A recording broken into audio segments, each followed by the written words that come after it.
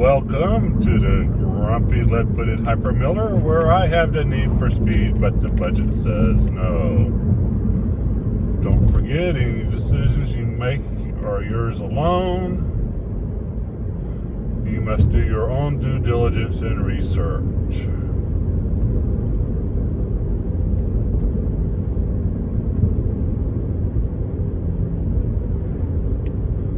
Not like that guy who's suing Elon Musk for $285 billion for daring to back Dogecoin, whatever coin. I hear it time and time and time again from financial advisors. If it's money you can't throw away, don't invest it in risky investments.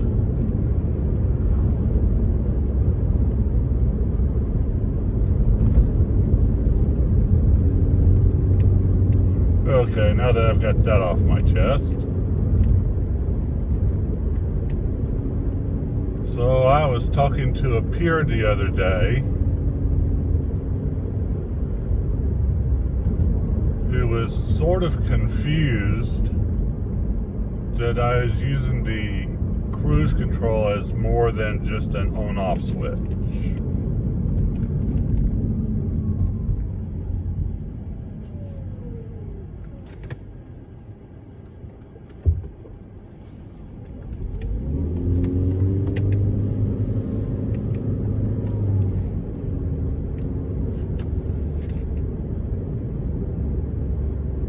Okay. Yeah, it's more than just an on-off switch. Read your manual on your Cruse Control. Different makes and models are going to do different things. But in the 4 different manufacturers I've driven so far, the principle is the same across the board. You have one on-off switch. You have a set button. That button can also be used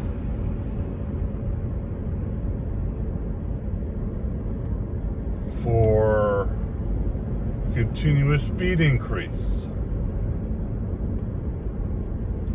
Say like I'm doing 45 right now, if I hold that button instead of just tapping it, it'll allow me to increase to the desired speed. In the car I'm driving, I also have a dash set button. I can either use it to slow down in half-mile increments or hold it down to engine brake until I reach the desired speed.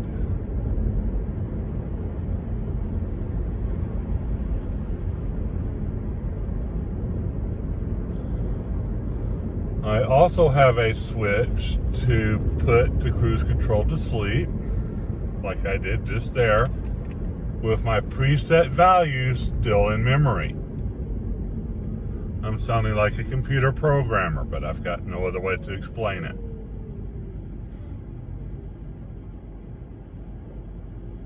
And I am merely familiar with programming methods. I am by no means a programmer.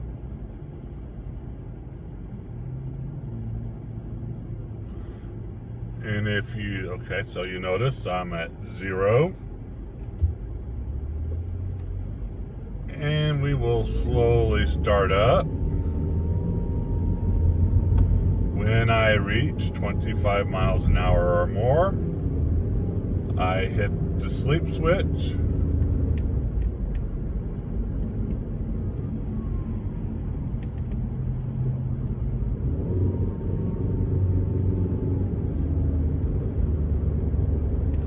And it will take me back to my preset value of 45. Hitting the brake does the same thing. So I've had to hit that sleep switch twice. I'm not sure if the term sleep switch is correct, but that's what I'm calling it. And I've said it once, I'll say it 1,000 times. Read your manual.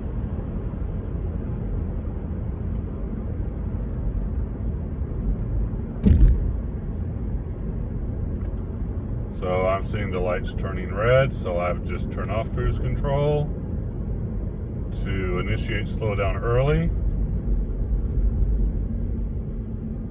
I'm gently applying the brake so I'm not losing all my energy that I just built up all at once. And my braking score was 99. So that means 99% of the energy I just threw at the engine, I reclaimed back.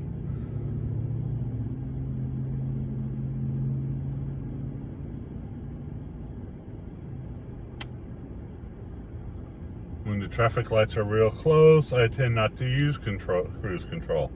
When they're far apart and I'm away from congested driveways for businesses, I'll turn it back on. After all, I'm lead-footed.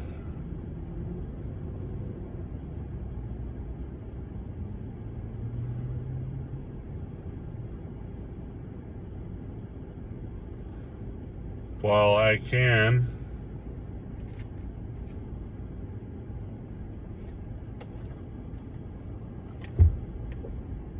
drive as a hypermiller without cruise control, I prefer not to. There are some hypermillers that do better than their cruise control.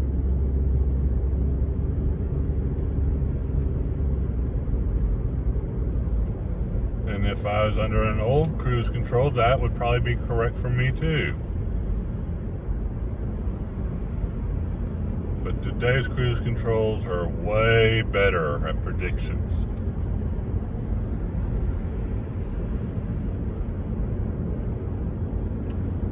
And there we go. Cruise controls back on. I'm going to bump the plus switch. I'm going to speed it up a mile an hour.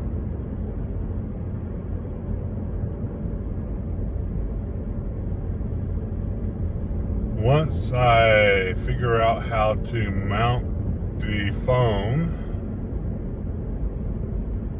to monitor my steering wheel and such, I'll do a video demonstrating exactly what I'm doing.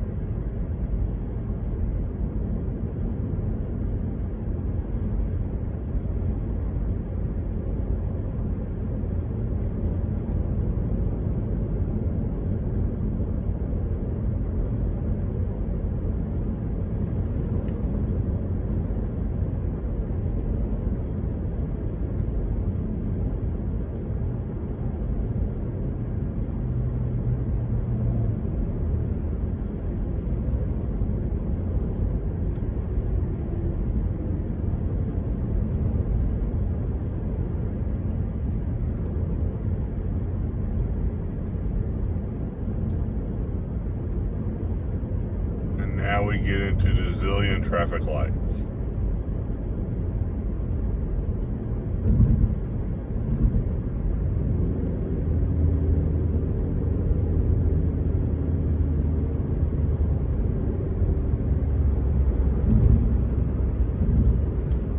And now to slide over.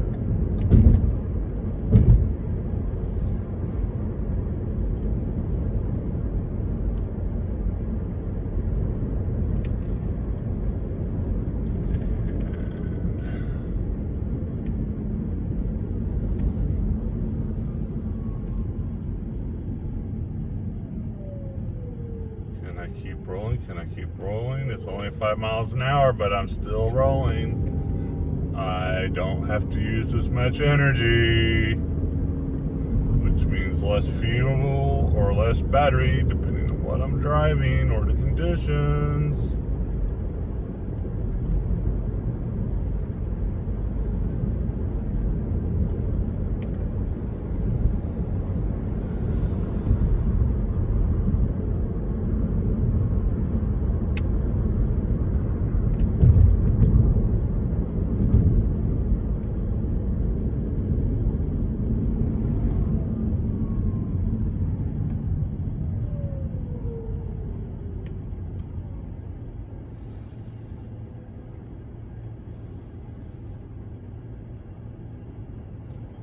notice how far back I am,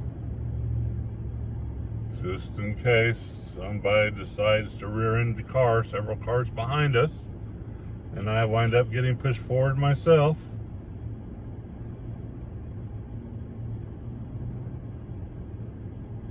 They'll tag you for following too closely.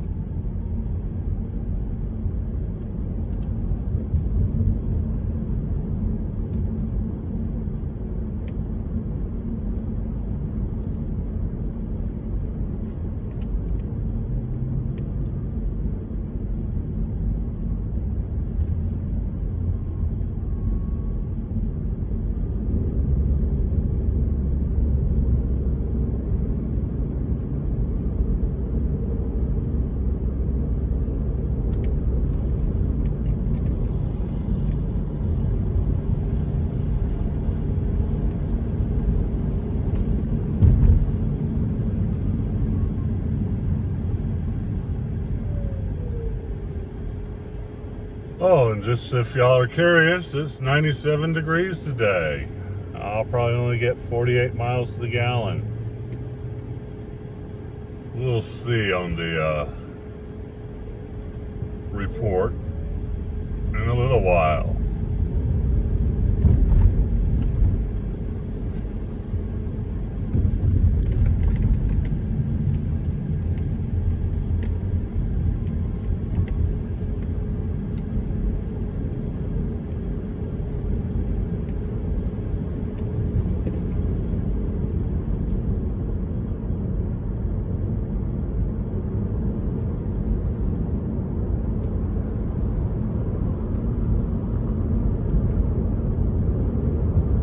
Bit of construction ahead. Wonder what's going on. Somebody's building a building of some type.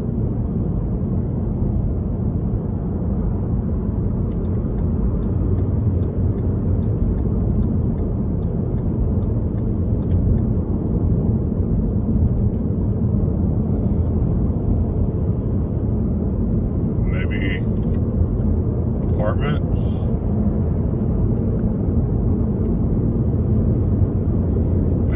Using the cruise control to speed up to 55.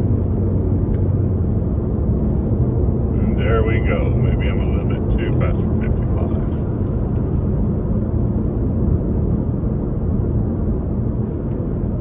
And now to sit back and enjoy the ride.